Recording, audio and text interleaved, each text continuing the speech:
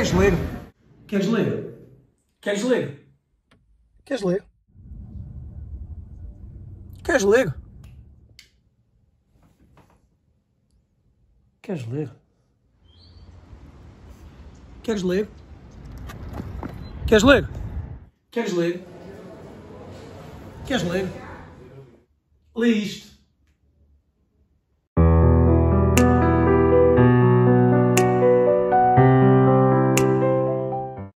Já sei. Andas com tanto trabalho que é impensável investir o teu tempo em novas leituras. Até porque o teu tempo já o direcionas todo para os teus objetivos profissionais. Nesse caso, este livro é mesmo para ti. Siddhartha, um poema indiano, de Hermann Hesse. Quem me ofereceu este livro foi a minha tia Paula, no meu 15º aniversário. Aproveito para lhe mandar um beijinho. E a verdade é que eu, quando desembrulhei esta prenda, estava ainda muito longe de saber que estava perante um dos livros mais importantes da minha vida. A primeira vez que o li, creio que foi um ano depois, penso que tinha 16 anos, e a verdade é que acabei ao longo da minha vida por relê-lo por diversas vezes. É que esta obra tem uma espécie de efeito purificador em mim. Eu, no meu caso, até sou ateu, mas acredito que um cristão, por exemplo, experiencia algo semelhante quando lê a Bíblia. Eu, pessoalmente, não me identifico com livros de desenvolvimento pessoal. Confesso mesmo que até me custa um pouco ler esse tipo de mensagem.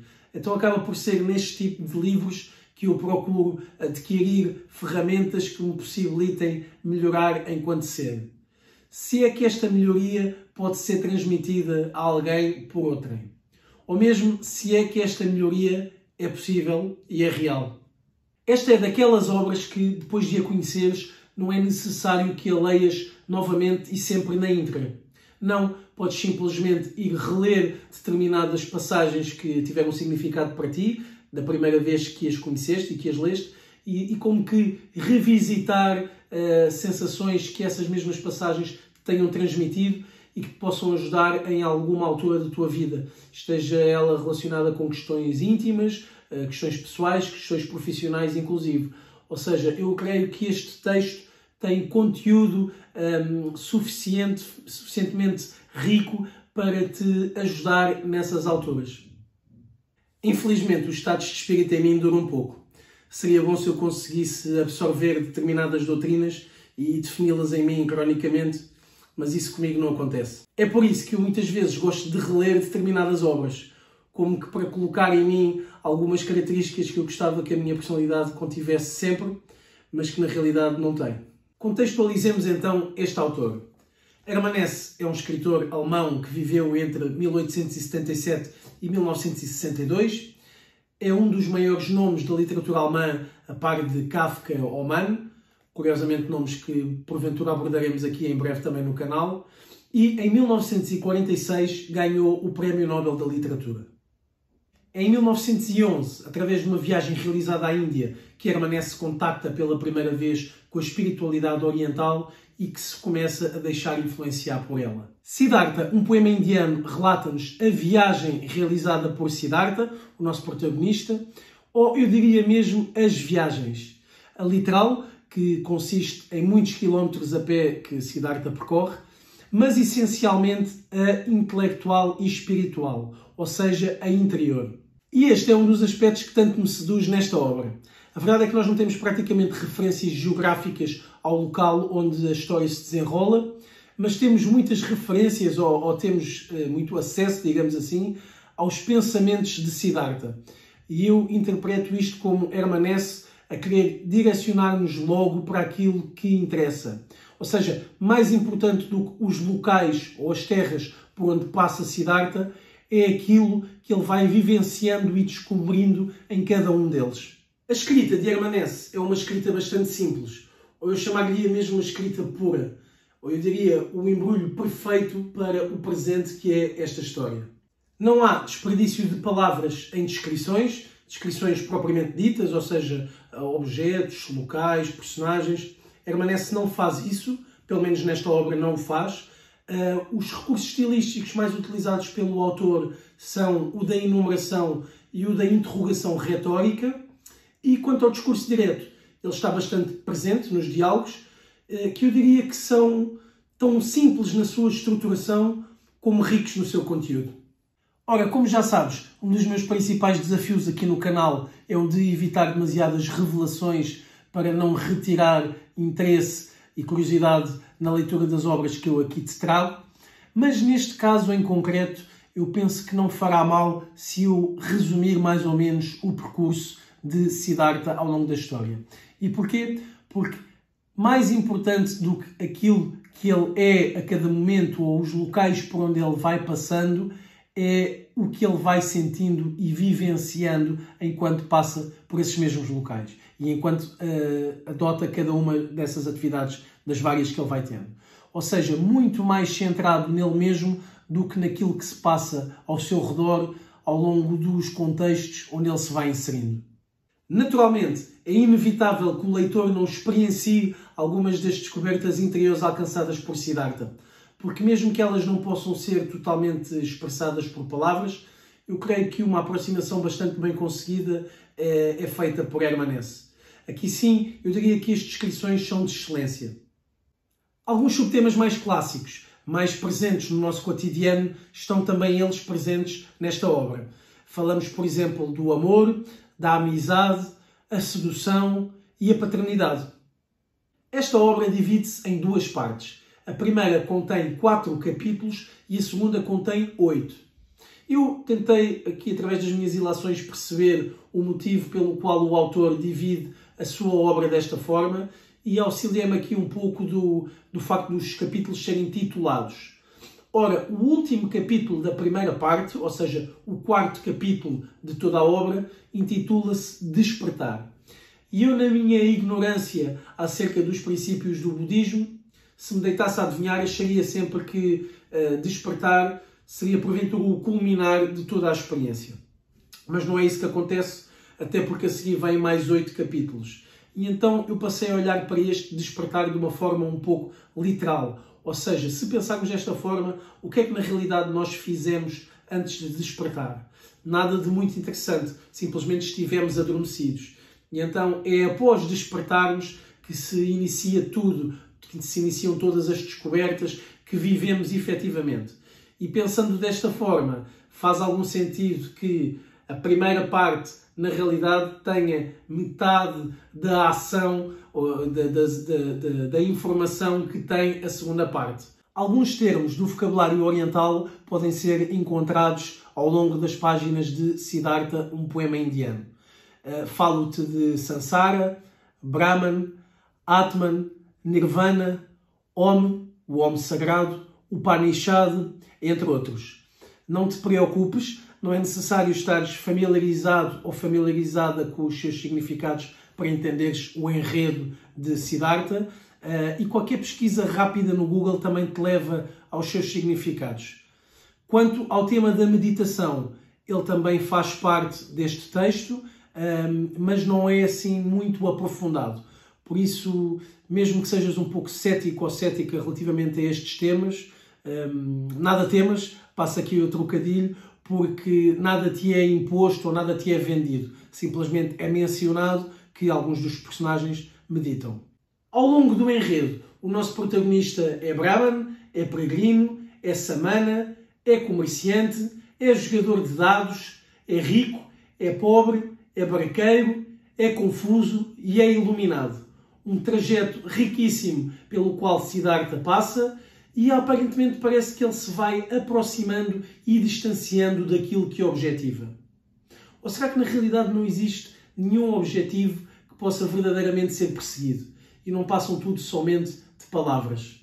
Os personagens que fazem parte desta história não são muitos, além do nosso protagonista, e eu penso que eles representam, acima de tudo, fases ou etapas do trajeto percorrido por Siddhartha.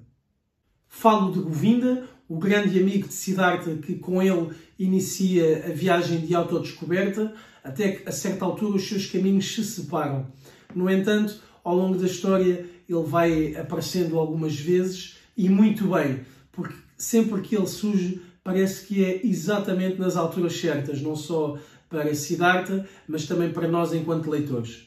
Falo de Kamala, uma mulher aparentemente bastante atraente e por quem Siddhartha se apaixona. Falo de Kamaswami, um comerciante com quem Siddhartha aprende outras coisas da vida e às quais vai retirar extrema importância. E falo de Vasudeva, aquele que, porventura, de todos estes nomes que até agora citei, é o menos letrado, o menos intelectualmente desenvolvido, mas que acaba ele por passar a Siddhartha a mais valiosa das lições, ou a mais rica das doutrinas, e acaba mesmo Siddhartha por chamar-lhe de mestre. E por falar em doutrinas, e eu até estava na dúvida se falava sobre isto ou não aqui neste vídeo, mas não creio tratar-se verdadeiramente de uma revelação, então vou fazê-lo por se tratar do meu detalhe preferido de toda a obra.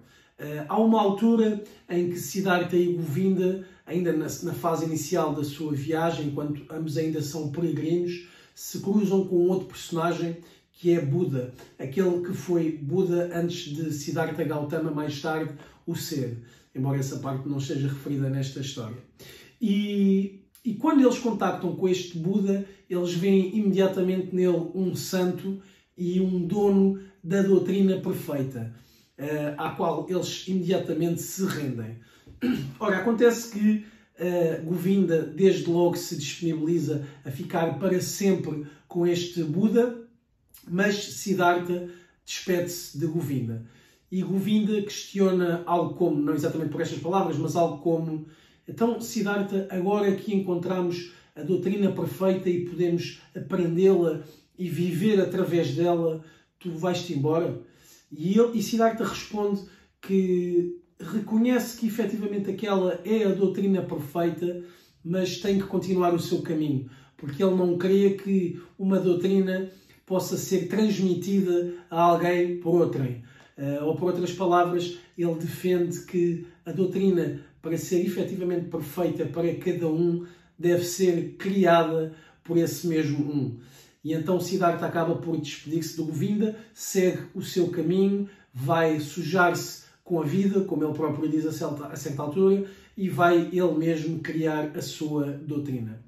Eu acho que esta aprendizagem é tremenda, porque se trata na realidade de uma analogia que podemos fazer às nossas vidas atuais, porque isto faz tanto sentido no Nepal ou na Índia há muitos anos, quanto faz agora, onde quer que estejamos, e a viver de acordo com a realidade das nossas vidas atuais.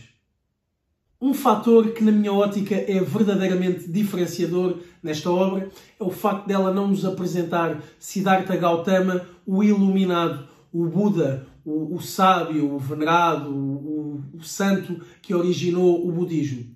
Não, ela apresenta-nos Siddhartha, um homem igual a qualquer um de nós, que, como nós, cresceu, envelheceu, baralhou-se muitas vezes, apaixonou-se, em suma, viveu. E uma frase que ele utiliza por diversas vezes quando confrontado com a questão "o que é que sabes fazer?" é a seguinte: sei pensar, sei esperar, sei jejuar. Aparentemente, estas eram as coisas que Siddhartha sabia fazer e que utilizava para enfrentar a vida. E eram também estas coisas, ou foram também estas coisas que lhe possibilitaram uma série de novas aprendizagens. E eu já agora aproveito para questionar, e já nem falo de jejuar. Quem é que de nós, hoje em dia, ainda sabe esperar? Ou mesmo quem é que de nós, hoje em dia, ainda dedica verdadeiramente tempo a pensar? Ora, o meu Siddhartha é a 15ª edição da Casa das Letras e a tradução é feita pelo Pedro Miguel Dias. Nesta edição, a história desenrola-se ao longo de 142 páginas, divididas em 12 capítulos, e está escrita ainda sem o novo acordo ortográfico. Vamos então conhecer algumas passagens desta obra. Havia já muito tempo que Siddhartha participava nas conversas com os sábios, que treinava com Govinda a retórica, que treinava com Govinda a arte de contemplação, a prática da meditação. Já sabia pronunciar silenciosamente o Om, a palavra das palavras. Deixava-o penetrar silenciosamente em si com a inspiração. Exalava-o silenciosamente com a expiração, com a totalidade da sua alma, a fronte envolta no brilho do espírito lúcido. Já reconhecia Atman no fundo do seu ser, imperecível, uno com o universo. O coração do seu pai alegrava-se com o filho, inteligente e sedento de sabedoria. Via crescer nele um grande sábio e sacerdote, um príncipe entre os brahmanes. O peito de sua mãe sofria ao olhar para ele, ao vê-lo caminhar, sentar-se perto dela e levantar-se. Siddhartha, o forte, o belo, aquele que caminha com pernas elegantes, aquele que a saúda com delicadeza. O coração das jovens filhas dos Brahmanes agitava-se de amor quando Siddhartha passava pelas ruas da cidade, com a sua fronte luminosa, com o seu olhar real, com a sua anca delgada. Mais do que todos eles, no entanto, amava o Govinda, o seu amigo, o filho do Brahman. Amava o olhar de Siddhartha e a sua voz gentil. Amava o seu andar e a perfeita graciosidade dos seus movimentos. Amava tudo o que Siddhartha dizia e fazia. E, acima de tudo, amava o seu espírito, os seus pensamentos elevados e ardentes, os seus desejos impetuosos, a sua vocação nobre.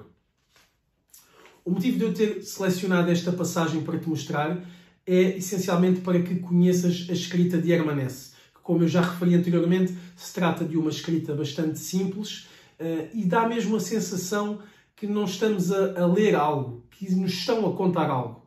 Hermanesse é um escritor muito talentoso, mas reparamos que ele não tem qualquer problema com a enumeração constante.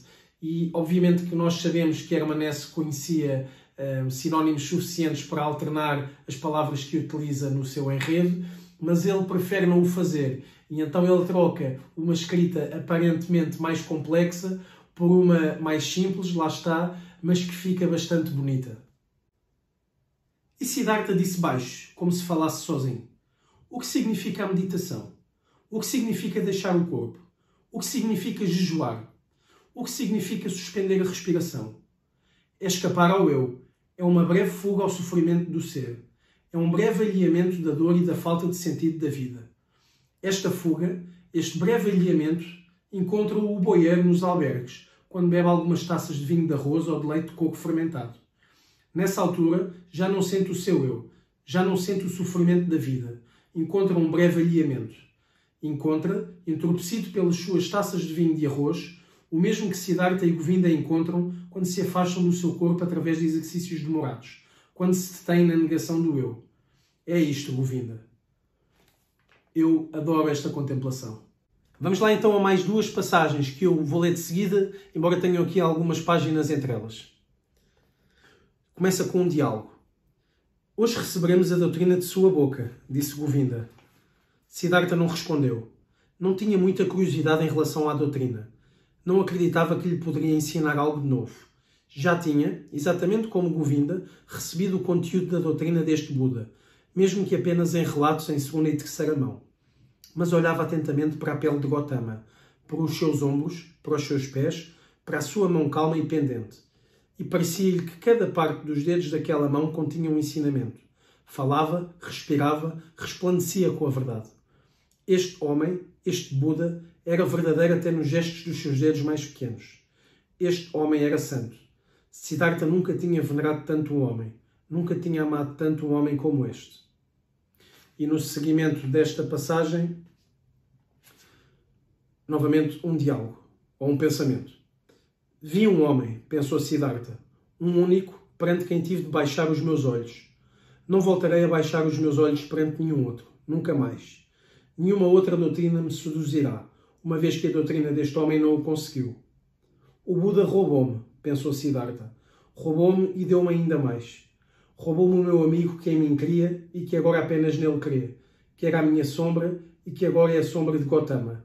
Mas deu-me Siddhartha, eu próprio. E a passagem que vou ler agora é também ela um diálogo entre Kamala e Siddhartha e inicia com uma fala de Kamala. E diz ela o seguinte: porque deveria ter medo de um samana, um tolo samana da floresta que veio do meio dos chacais e ainda não sabe o que são as mulheres. Ah, o samana é forte e nada teme. Ele podia forçar-te, bela jovem. Podia roubar-te. Podia magoar-te. Não, samana, não tenho medo. Alguma vez um samana ou um brahman receou que alguém o atacasse e lhe roubasse a sua sabedoria, a sua religiosidade e o seu pensamento? Não, porque essas coisas só a ele lhe pertencem e ele só as partilha quando quer e com quem quer. Assim é, e também assim é com Kamala e com as alegrias do amor. A boca de Kamala é bela e vermelha, mas se tentares beijá-la contra a vontade de Kamala, não receberás uma gota sequer de toda a doçura que ela contém. Tu és um aluno aplicado, Siddhartha, por isso aprende isto. Podemos mendigar amor, comprá-lo, recebê-lo de oferta, encontrá-lo na rua, mas nunca roubá-lo. Imaginaste um caminho errado e seria uma pena se um belo jovem como tu tão mal o compreendesse. Eu confesso mesmo um fã da escrita de Hermanesse. E por fim, para terminarmos com as citações, vou ler-te mais um excerto de um diálogo, este entre Govinda e Siddhartha, embora Govinda não saiba que é com Siddhartha que fala. E vou ler-te este excerto, porque, quanto a mim, ele contém uma dica de sabedoria absolutamente valiosa. O que poderia ter eu para te dizer, ó venerável? Talvez dizer-te que procuras demasiado? Que enquanto procurares nunca conseguirás encontrar? Como assim? Perguntou Govinda. Quando alguém procura, respondeu Siddhartha, pode acontecer que os seus olhos vejam apenas a coisa que ele procura, que não permitam que ele a encontre, porque ele pensa sempre e apenas naquilo que procura, porque ele tem um objetivo, porque está possuído por esse objetivo. Procurar significa ter um objetivo, mas encontrar significa ser livre, manter-se aberto, não ter objetivos. Tu, venerável, és talvez um homem à procura, pois perseguindo o teu objetivo, muitas vezes não vês aquilo que está perante os teus olhos. Eu classifico Siddhartha, um poema indiano de Hermanesse, com 9 pontos em 10 possíveis. Já tinha referido anteriormente que se trata de um dos livros da minha vida e queria relembrar que esta avaliação obedece pura e simplesmente aos critérios do meu gosto e da minha opinião. No entanto, eu estou sempre curioso para saber a tua. Diz-me se já leste este livro, diz-me o que é que achaste dele. Se não leste, diz-me se ficaste curioso ou curiosa para o ir ler.